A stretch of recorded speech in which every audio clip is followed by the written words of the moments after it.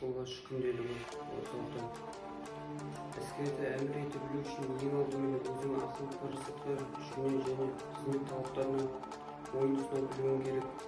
Қолбасшының ойланбай айтқан сөзі кейде құрамаға жағымсыз әсер беріп тым қымбатқа түседі. 37. Әмір ету немесе бұйрық беру дегеніміз қолбасшының ерік-жігерінің көрінісі, қабылдаған шешімдерінің қорытындысы. Басқа емес, тап осындай бұйрық беруге қызметтік міндет қаншалықты талап ететінін түсіне білу керек. Бұл бұйрықты жүзеге асыруға керекті нәрсенің бәрі бірдей бар ма, соны білген жөн. 38. Күншіл адам әсіресе әскерде жексұрын да зиянды тұлға болып табылады. Өйткені ол жаман қылыққа, тіпті қылмысқа баруға да бейім.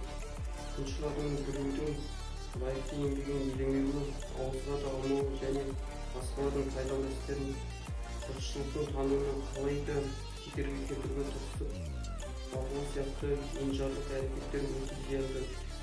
Оның бұл әрекеті талантты, қабілетті адамдардың еңбек өнімділігін төмендетеді. Сөйтіп іс пен жалпы мүддеге орасан зор нұқсан келтіреді. 39.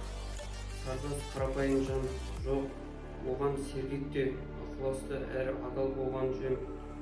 Далалық жардың 14-ші параграфында жауынгерден зор жігер, барлық күш-қайрат жұмсауды талап етілетіндігі тегін болмасы керек.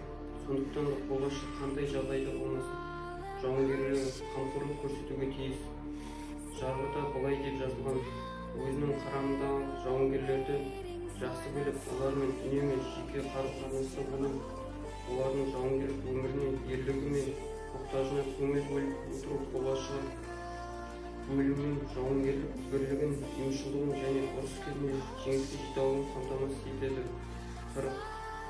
Қолбасшының бойынан көрініс табатын жалпы мықты ерік-жігер барлығына бір қалыпты, асып-саспай сенімді әрекет жасауға, таланттылықты, тұрақтылықты және жағдайға сәйкес күш-жігерді арттыруға мүмкіндік береді.